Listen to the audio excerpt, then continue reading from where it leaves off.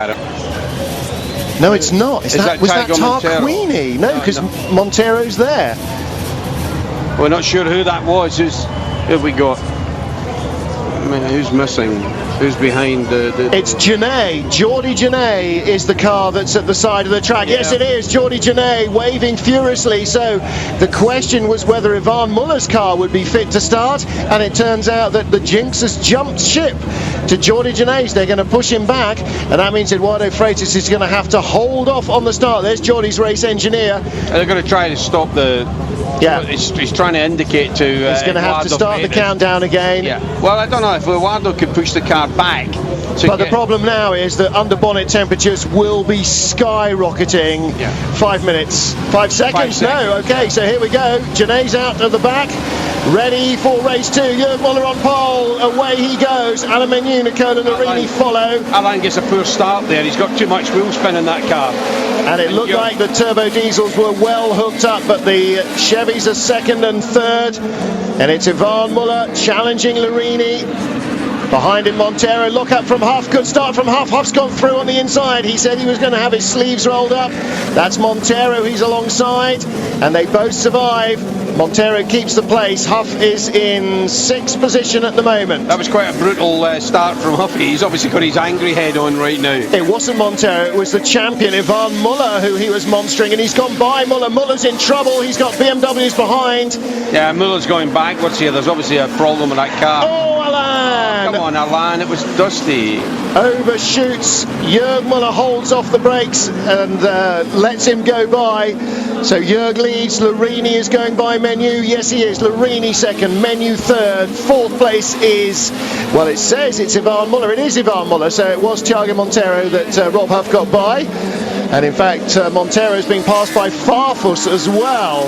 And he's also been passed by Creo, who's got by Benani too. Hernandez is out. He was 12th. And around him were Engsler, Portero and Daste. George Tanev is out as well. He was 18th. That's been a big hit as well. That looks like there's been 3 cars involved in that. Oh, over the curbs goes Montero. He's dropped behind Benani as well. I think he was behind. Safety car. We've got a safety car on track. So Jörg Muller will have to do it all again. I think there were 3 cars involved in that. It looked like Tanev. It looked like the back end of a ladder being involved in it too. Right. So it looked like the 3 of them had come together. Well, Van Lagen was ahead of Tanev. So Geordie Genet's car doesn't start. So bad weekend for Rydell, bad weekend for Geordie. Podium on race 1 in 3rd, no start race 2. And Ivan's car seems to be okay. He's in 4th ahead of Tarquini. Huff, Farfus in the points in 7th, and Montero slumped to 8th place from 4th at the start. Away they go. You see, where Alain got caught out there was dust, looked like dust and concrete dust or something to dry something up. And he just outbraked himself. That was a good move by Huffy, right down the inside of Montero. Well, Huffy had the gap in front of him where Genet should have been, and you can imagine that he rolled his sleeves right up there and just charged down that empty space in front of him. Looking back, this is Farfus going by, Benani staying out of harm's way, all those factory BMWs. Now he gets in front of Engsler as Shapovalov goes off, so Benani holding the independent lead from Engsler. Portero was right behind them, jumping the curbs there. Well, making sure he doesn't make up any places was Montero, drops right in behind Benani, but still, you very well spotted, John, that's Jaap van Lagen's car, so he's been damaged in that incident. Let's have a look. Alain got caught out on the dust. That's concrete dust to put down against probably some oil or something like that. And then Nick Larini was pretty quick to just capitalise on that move. Yeah, Nick snapped up that position. Geordie looking very disappointed. That's Christian Poulsen out on the spot. Hernandez is out. Van Lagen going in as well. He really hasn't been able to use the car here. He says this is the best track we've ever been to with this car. And unfortunately not able to capitalise on that. A lot of debris down there they'll be trying to clear up as well. That could create, if there's glass and pieces of bodywork, that might just create enough shrapnel to give a puncture or two. So that's maybe something the guy's got to be really careful of. They've got to quickly clean up that piece of track, or you know, you're going to end up possibly with punctures here. Yeah, absolutely right. So we now have 18 cars running. after we'd said how well we'd done in the first race to keep almost everybody on board. Now lost a couple.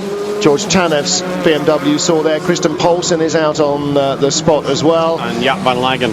Van Lagen in the pits, and Sergio Hernandez we also saw badly damaged. So 4-car pile-up, and they were all pretty much nose to tail actually behind Franz Engster and Tom Coronel. So Felix Portero evaded that, and Vito Postiglione, who was behind all of that, has picked up 4 spots as a result. He moves up into 14th ahead of Stefano D'Aste and Marin Kolak. And Andy Prio starting 10th, got himself up to 8th there, so he did a good job in sort of quietly carving himself through, picking up a couple of spaces. Yeah, he and Farfus both got by Montero and Bernani to get themselves some kind of a point scoring.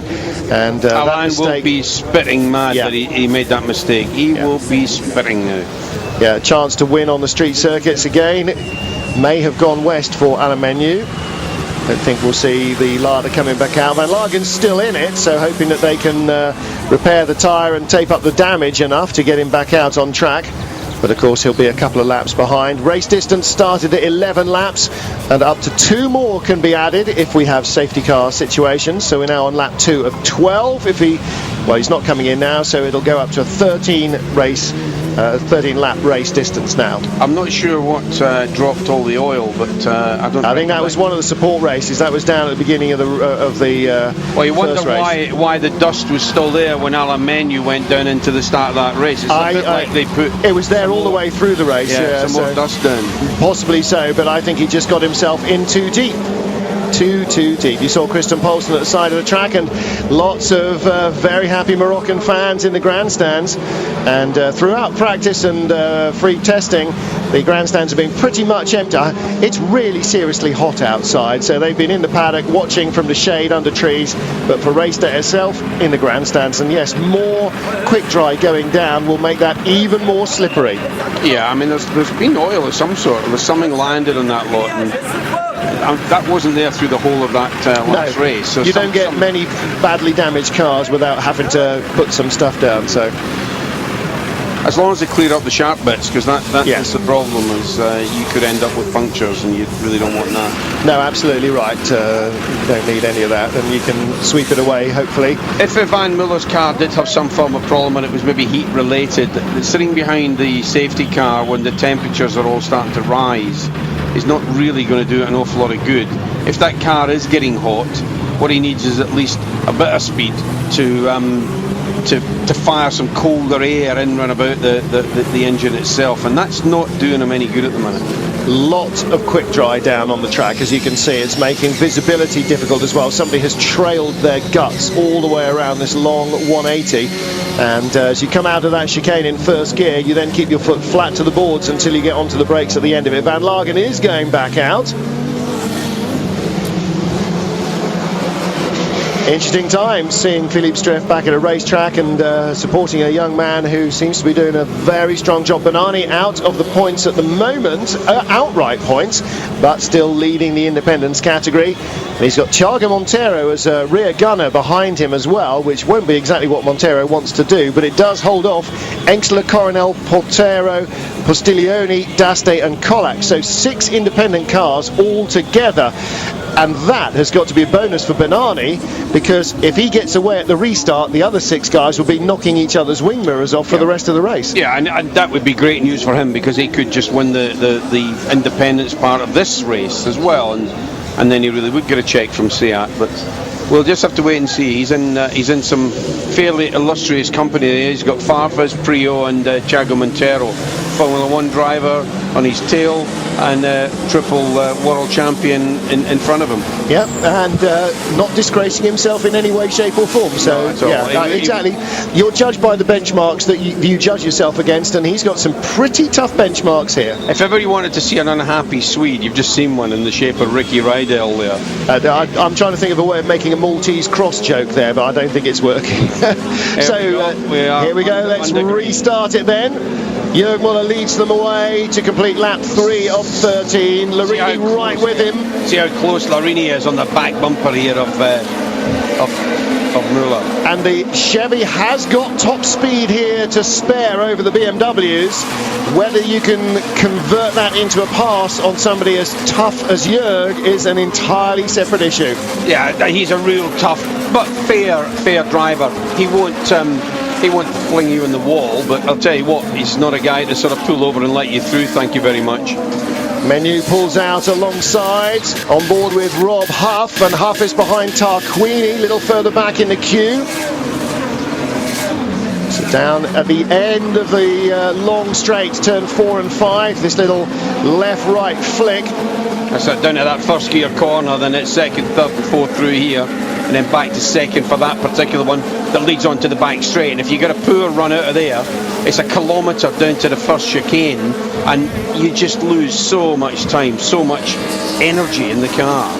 Muller's best chance to win this race was the standing start and pole position combined, wasn't it? Aye. Restart, he's got them all over the back of him, and the BMW we saw in practice, in qualifying, is not a match for the Cruise.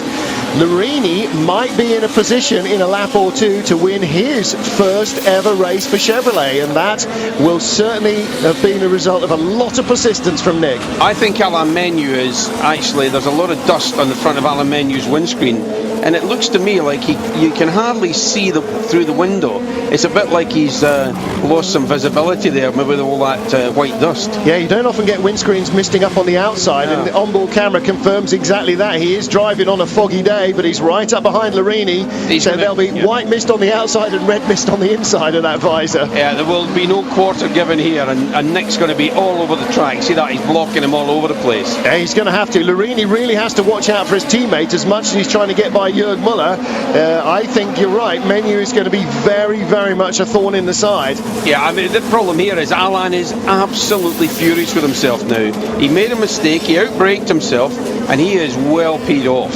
And he spent race 1 breathing in Nick's exhaust fumes to get a good grid position for race 2. He really doesn't want to squander race 2 doing exactly the same thing. Nah, Nick's weaving about all over the place here to make sure he doesn't come through, but they're actually going to outbrake themselves. Oh, and Muller just, does he or doesn't he? Menu gets through, really elbows his way past Larini. He had no option though, he couldn't have dropped in.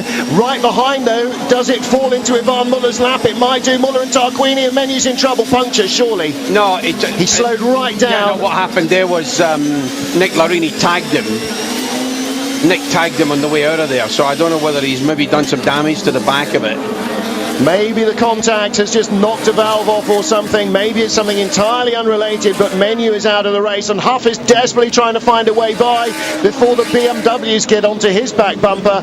Menu will be coming into the pits, but Muller still leads. This is going to be a dramatic race. On board there with Prio, that was behind Farfus as they pick up a place each to go 6th and 7th. Muller leads, Larini in 2nd place, and Huff now up to 5th. Huff is all over the back of these guys. He's jinking left and right to try to pass the blokes in front. Can I just say, double race win?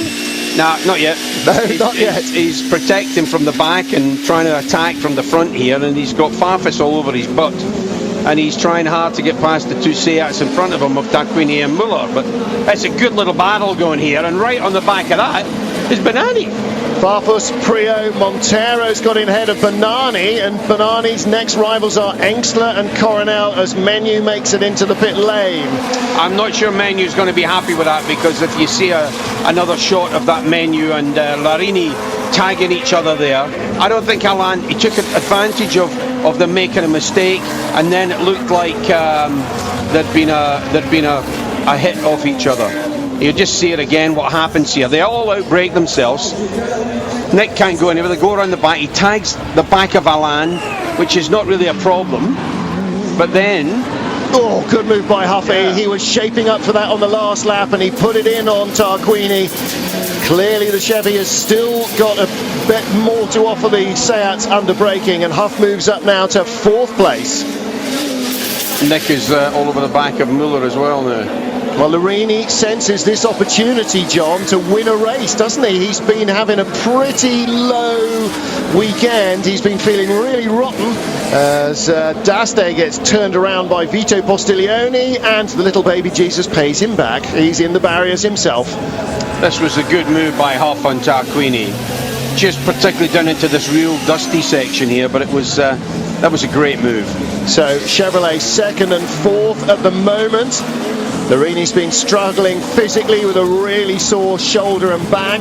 He's not had much fun in the car. He really didn't enjoy himself in practice or qualifying, and suddenly he's a man with his tail up because he's got the sniff of a chance to win a race, and that does a wonderful thing to a racing driver. Yeah, you just need even a hint of that and you're on it, and it doesn't matter how much pain you're in, you will do absolutely everything and anything. And you know, it's interesting here that the Rob Huff has just gone fastest lap of the race so far. He's 2-3 tenths up on his previous lap and 2-3 tenths up on everyone else. He's a man on a mission, and he looks at this moment in time like a podium. It looks like it's a podium for him, if not a race win. But he's got to pass little Nick, and Nick's not going to give this one up, I don't think. Well, no, Nick will be using this opportunity now to focus on Jörg Müller and try and force Jörg to make another mistake. It was Jörg outbraking himself that was at the front of that incident between Larini and Menu, and clearly the BMW doesn't have the brakes of the Chevrolet either. And actually, don't forget, Nick hit that tyre stack there. I'm impressed that the car is still completely integral. But the BMW has not had the best pace all weekend, and to be honest, I mean, he's a second a lap down on he's a second a lap slower than Rob Huff, but he's still managing to hold off Nick Larini. Now Nick needs to get on him, because the longer he sits behind him, the more Jörg figures out where he's stronger or weaker. When you get behind a guy like that, you don't mess about like Huffy did. You get on his butt and you pass him right away. Absolutely, and Müller half a second on the last lap slower than Larini. Larini has closed the gap to a few microns of paint between them, looking to the inside, down into the hairpin. This is going to end in tears. Into the second chicane rather, but he's close enough to challenge at every braking position, and that means that Müller has now got half a race in which he's got to defend hard against a car that's better on brakes. Yeah, but I mean, if Nick had just thought about that a little bit more, he knew that he was stronger on the brakes. If he just didn't try to attack him there, got a right run at him coming out of that chicane and stuck under his bumper, he could have forced him into a mistake down into the final hairpin. Both Muller's going defensive, Postiglione back in the pits, but we need to have a look back at Rob Huff, because Huff is shaping up something for Ivan Müller. He might not have it here, but look, what he wants here, John, is a really good exit from this chicane to go down this next kilometre of straight. But I don't think he's going to have the performance to pass the Seat on the straight unless Ivan genuinely has a problem, and I don't think he has, because he's sticking in good lap times. But Rob has just done another fastest lap there, fastest lap of the race. You see how the Seat just pulls that gap out on them. But not enough. Look, he's not getting far away enough. Rob's half a second a lap quicker, which puts him right back into position. Frio going by Montero. Yes, he is as well. And Engstler is now right with Bernardi. That's the independent 1-2 right there behind this battle. Looking back at Frio, that was getting back 7th place from Thiago Montero, who'd obviously got by him a little earlier in the lap. And again, Larini right with Müller. Huff, ditto, right with Müller, just a different one. Yeah, and Ivan is now starting to look defensive, because he knows he's under attack from Rob, and Rob is a stronger package here. You can see that he's definitely making the effort to protect that slot. Oh, again, Larini so close to Jörg Müller there. There was definitely an overlap as they got into the braking area, and as you say, Ivan Müller's got nothing to offer. That's not going to work, Nick. No, and he knows it, but he's shaping up to try and force Jörg to go in too deep under brakes, maybe. Now he needs to have a go at him down into the hairpin, because if he could get a good throw out through there, and he's well protected, to get around the outside of him, get a better exit from here, and he could nail him into turn 1. Pushing him out of the corner, and Ivan Müller, Jörg Müller slides out wide. Larini's got a long run now, 700 metres to the braking area. He's got the lead, and Ivan Müller's looking for a piece of this action too. Yes, suddenly that's bunched the top 4 right up. So is... And Ivan goes through. Our race 1 winner. Rob Huff goes through as well. Yes, great move by Huff. So Larini moves into the lead, Huff into third, and Ivan just straightened up by the wall. He's using his ice racing skills there to straighten the back of that Seat. Jörg's got a puncture or a problem of some kind. Did he hit the wall? Yeah, yes. He did hit Has the wall. He got a puncture? I think what it's done is it's maybe either broken a wheel or broken bits of the rear suspension, because he's now going backwards. But that was a real good move by Huffy. Fantastic stuff by Huff. Jörg hanging on desperately to some points now. This is good for Farfus. Why? Because Jörg is going to hold up Tarquini and make him very slow, and so Farfus just needs to find some space to go by Tarquini's Seat. Yeah, and that's maybe easier said than done. Yes, true. And Prio coming up behind as well. But so far, I think Alain Menu, whatever they've done to his car, they've just fired them back out the pit lane. So they're just going to be doing a bit of testing now. Yeah, Alan's 3 laps behind at least, so it's not going to make much difference to him, I'm afraid. But at least the car is still running, whatever was ailing it. Larini leads, and Rob Huff, our race 1 winner, hassling the second place man, our world champion Ivan Muller. Banani managed to miss that chicane there. He may have to be very careful that that Engsler doesn't get him. Well, he's obviously being very careful about Engsler. Huff flashing the lights at Ivan Muller. Hello, I'm here.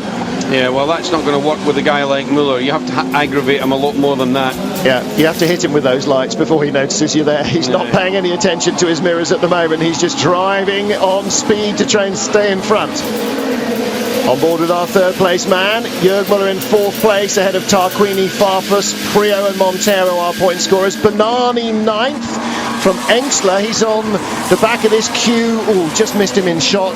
Banani, Engsler, Coronel separated the 3 of them by just a whisker over 1 second. So a couple of car lengths, first to second to third in independence. And now that Nick Larini's got clear track in front of him, he's got his head down and he's just put in the fastest lap of the race, which is a couple of tenths faster than anyone else has done so far. So the speed is in that Chevrolet, and Nick is he's going to be a hard man to convince not to win this race now. Yeah, absolutely right. Banani there on the back of the queue behind Montero has put some clear air between himself and Engsler to the tune of 0.6 of a second. There you can see Victor Shapovalov and Kirill Ladigin on board with Jaap van Lagen. Doesn't seem to be going particularly quickly according to the engine note. Now we've got the right one for his car though. But what can Rob Huff do? Is he going to be able to get close enough to Ivan? Well, he won't force him into a mistake, I don't think, because as I said before, Ivan is he's a pro. He doesn't make too many mistakes. But you see Thiago Montero here trying. Was that Gab? Is that Montero? No, that's Montero. Yeah. Montero, yeah, having a go at Andy Prio. But as I say, Ivan Muller doesn't make too many mistakes, and Rob's going to have to pass him cleanly. And at least you know with Ivan, he won't throw you in the wall either. No, exactly. If he knows he's beat, then he's beat. Victor Shapovalov, I'm sensing, ran out of brakes there. Yeah, well, it looked that way. Either that or skill. Ran out of talent. Yeah, halfway through the corner anyway, it wasn't going left anymore, it was just going straight on. So actually maybe he had a steering problem of some kind, because he didn't seem to be making any attempt to turn for him. And considering Jörg Muller seemed to lose momentum after everybody jumped on him, he's got his backside into gear again, and he's just starting to pick up the pace. He's found a lot of speed, and he's actually done his fastest sort of race lap personal best, and I think he's pretty angry now. He needs to get back in and try and recoup some of the lost or some of the damage he created. Yeah. But Rob continues relentlessly to push Ivan Muller here, and he's not going to make a mistake, but if he's not careful, you're going to have Jörg Muller on his back bumper hassling him. Behind Prio and Montero. Prio extreme left of the track as the driver sees it. Montero right behind him. Prio glued to the inside wall all the way down to the chicane. Oh, and outbrakes himself. That was a mistake by the world champion, former world champion. Banani goes behind as well and makes a mistake. Well, Prio was deep on the inside, just couldn't find enough grip, so he lost the place to Montero. Banani followed him off. Watch Mehdi Banani, outbrakes himself, straight through into the lead go Engsler and Coronel. They're now 1 and 2 in independence. Banani rejoins behind Prio, so he'll be third in the independence category, but a dream double win for him.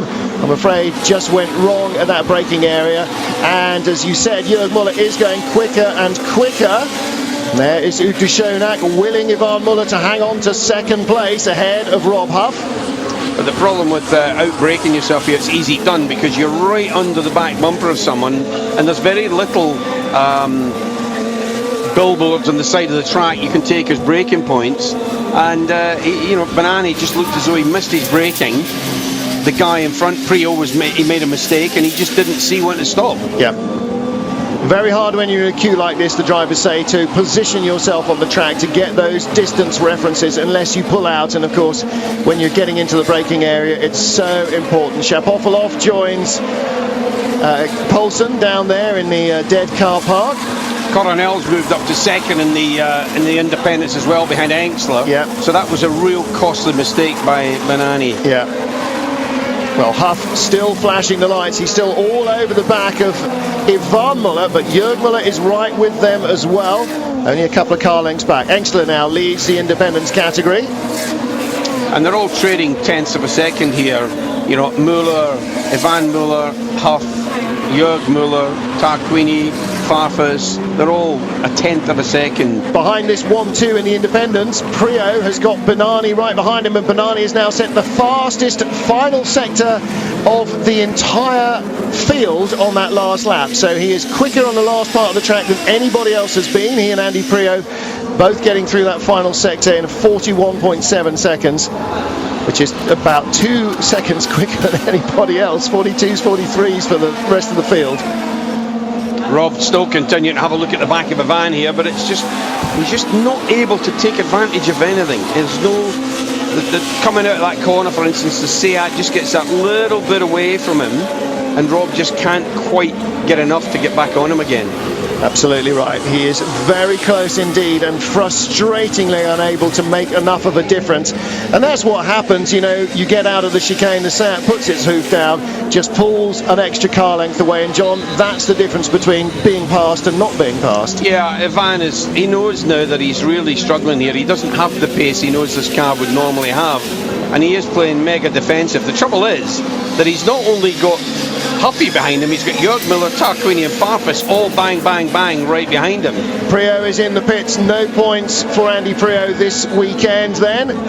And Rob Huff has one final lap to try and unseat Ivan Muller from second place to make a Chevrolet 1-2 on the streets of Marrakech. But looks destined to make his second podium appearance anyway. Larini 1.9 seconds clear on the last lap, so that's an extra 6/10 on that lap over Ivan Muller. That's how hard the Seat driver is defending. And what they've done, just to prove a point here, is they've stuck Alan Menu back out, who's just done the fastest lap of the race. They've obviously stuck some tyres on it, go out and have some fun, find out how this car really works, because the next track we go to is a street track. They need to gain as much data as they possibly can to make sure they've got the car right for the next race. Now, if I was them, I would have spent 2 laps bolting 60 kilos of ballast into the car to then find out what it's going to handle like in Pau, because the chances are they will be on maximum success ballast when we go to France. Down the back straight for the final time. Huff still showing, but still not going to force an accident. And Ivan Muller keeps his defence nice and tight. Well, here is our race leader, Nicola Larini, bouncing across the curbs. Huff again trying to make an overlap. Muller not going to give anything away here. Now, Ivan's just not going to make that mistake that gives Rob an absolute, just a chance. There's just no way that Ivan is going to give that up. Final hairpin. And out of the final corner, Nicola Larini is going to win his first race for Chevrolet, a day of first. The first win for the Cruise, the first win for Nicola Larini in Chevrolet colours after 4 long, thirsty years. Ivan Muller takes a great second place when he worried on the grid that he might not even be able to start the race. Third for Rob Huff, the race 1 winner. And Banani, third in the independents category, won by Franz Engsler. in 8th place. Points overall for Engster. That really helps him in the championship as well, because he gets 3 times that added to his score, which will be so that's a 13-point score for him for winning that race. But Larini, well, he's been relatively chipper, but not exactly overjoyed all weekend. He will be a very much happier man now to have claimed his first win for Chevrolet. And if they get 60 kilos of success ballast for Pose, so be it. They've made the best use they could of their race car this weekend. A win for Rob Huff, a win for Nicola Larini.